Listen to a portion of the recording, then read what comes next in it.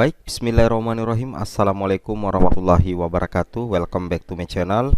Selamat siang menjelang sore. Jadi pada video kali ini Bapak Ibu ya, kembali lagi admin akan mencoba mengupdate ya informasi terbaru terkait P3K Guru di tahun 2022.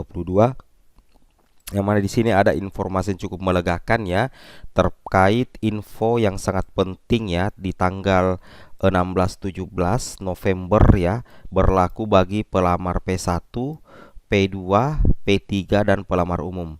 Dan ada kabar menarik ya bagi pelamar prioritas 1 untuk untuk tanggal 16-17. Tentunya ini akan melegakan Bapak Ibu ya, pelamar P1 yang sudah mendapatkan penempatan atau berhasil melakukan resum ya. Begitu juga untuk P2, P3 dan P4 harap untuk melakukan hal ini. Seperti itu ya. Jadi salah satu ini di tanggal 16-17 itu akan menjadi salah satu penentu kelulusan menjadi ASN P3K Guru. Bukan berarti Bapak Ibu mendapatkan penempatan di SSC ASN langsung dikatakan lulus ya. Oke, masih ada prosesnya Bapak Ibu ya di tanggal 16-17 November. Tersisa 2 hari, sekarang sudah tanggal 14. Jadi siap-siap ya.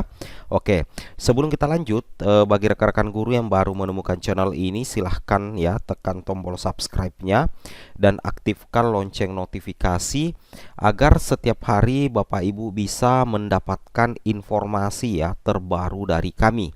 Baik Bapak Ibu, kita langsung saja ya, to the point saja ke informasinya. Nah, info sangat penting ini terkait dengan tanggal 16-17 November. Ini terkait dengan pelaksanaan seleksi administrasi P3K Guru di tahun 2022. Sebagaimana kalau kita memperhatikan ya jadwal yang rilis saat sekarang ini, di sini Bapak Ibu perhatikan ya, seleksi administrasi itu sudah berjalan ya, sudah berjalan sementara. Karena ini sudah tanggal 14. Besok tanggal 15 itu seleksi administrasinya itu terakhir Bapak Ibu ya. Jadi data-data Bapak Ibu yang ada di SSCSN itulah yang akan menjadi seleksi administrasi Bapak Ibu. Nah, kemudian di tanggal 16 sampai dengan 17 November 2022 itu akan ada pengumuman ya. Pengumuman hasil seleksi administrasi untuk P1, P2, P3 dan pelamar umum. Jadi ini berlaku untuk pelamar prioritas 1, pelamar prioritas 2, pelamar prioritas 3 dan pelamar prioritas umum. Pelamar umum. Nah, kira-kira apa-apa saja yang akan menjadi catatan dalam pelaksanaan seleksi administrasi dan penentu kelulusan seleksi administrasi Bapak Ibu pada tanggal 16-17 November? Tentunya itu sudah bisa nantinya dicek lusa Bapak Ibu ya. Tanggal 16-17 itu sudah bisa dicek tanggal 16-17 di masing-masing akun SSC ASN bagi P1, P2, P3 dan pelamar umum. Nah, terkait dengan catatan di seleksi administrasi, Bapak Ibu perlu pahami ya, di sini kami sudah punya juknisnya ya, terdapat di petunjuk teknis ya P3K Guru tahun 2022, tepatnya di bab ketiga ya, untuk pelaksanaan seleksi administrasi.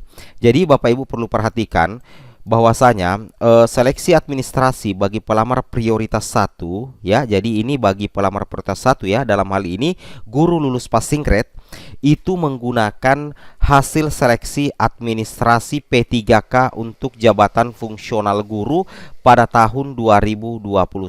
Nah, tentunya ini menjadi salah satu kabar gembira Bapak Ibu ya bagi guru lulus passing grade. Karena kenapa? Ketika Bapak Ibu adalah guru yang masuk dalam kategori pelamar prioritas 1, nantinya di tahun 2022 Bapak Ibu tidak akan lagi dinilai secara administrasi. Nah, sekarang dari mana? Dari mana data seleksi administrasi bagi pelamar prioritas 1? Nah, bagi pelamar prioritas 1 nantinya hasil seleksi administrasi Bapak Ibu akan menggunakan data seleksi administrasi di tahun 2021. Nah, kemungkinan untuk pelamar prioritas 1 rata-rata, bahkan admin berani mengatakan kemungkinan 100% ya Bapak Ibu bisa lulus semua untuk pelamar prioritas 1.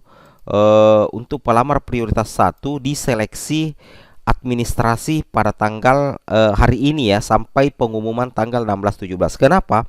Karena hasil seleksi administrasi untuk P1 itu menggunakan di tahun 2021. Jadi tidak berlaku bagi kesalahan data yang terjadi di tahun 2022, karena nantinya yang dilihat adalah hasil seleksi administrasi tahun lalu.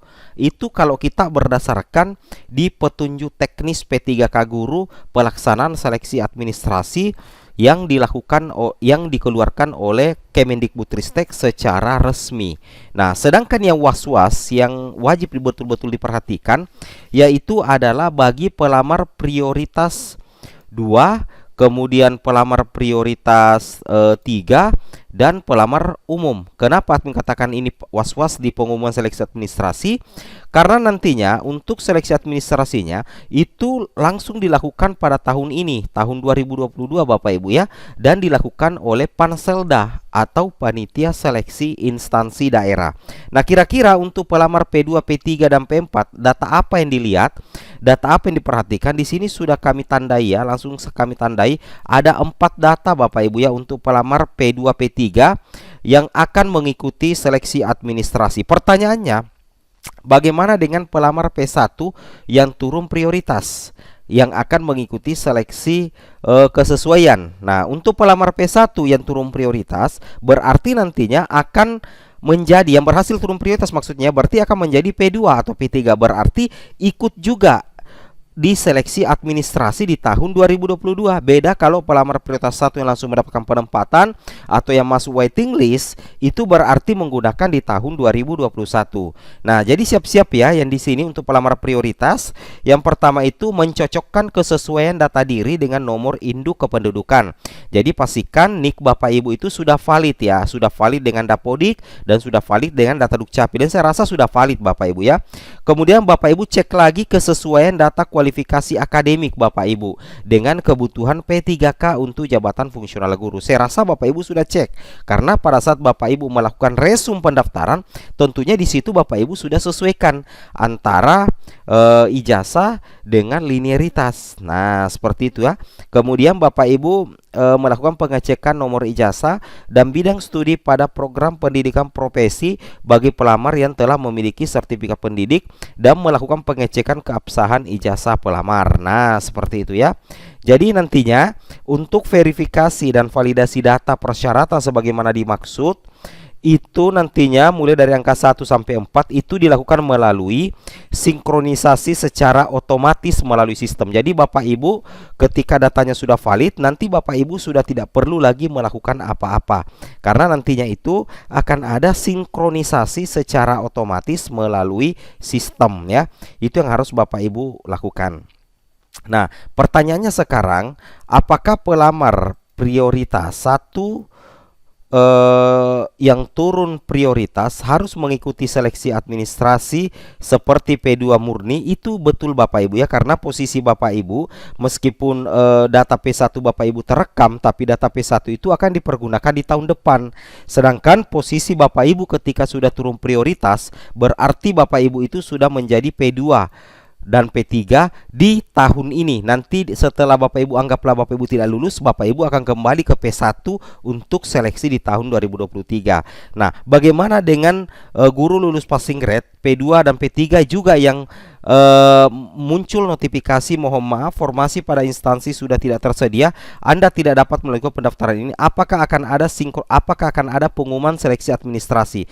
Kalau menurut pandangan pribadi admin, itu tidak akan ada Bapak Ibu ya, tidak akan ada pengumuman untuk yang tidak bisa melanjutkan pendaftaran, karena secara otomatis sudah terhenti di tahun ini Bapak Ibu ya, sudah terhenti di tahap ini. Jadi kemungkinan besar ya, mudah-mudahan admin tidak salah, yang akan mengikuti seleksi administrasi berarti ya memang sudah berhasil resum dan mendapatkan penempatan, baik itu P1 kemudian P1 turun prioritas yang ada formasinya, dan P3, P4 yang P2 dan P3 yang berhasil resum Bapak Ibu ya, seperti itu.